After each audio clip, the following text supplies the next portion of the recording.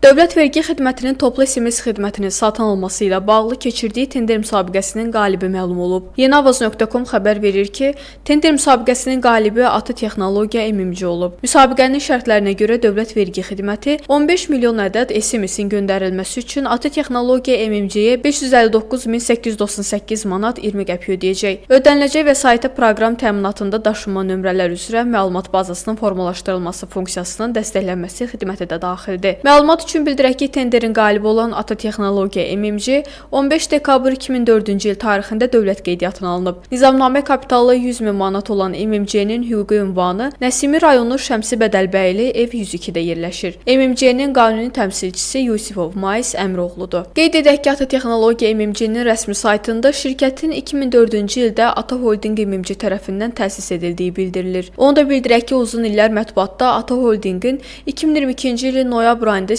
İstanbulda vəfat edən sabiq vergilər naziri Fazil Məmmədova bağlı olması barədə məlumatlar yayılıb.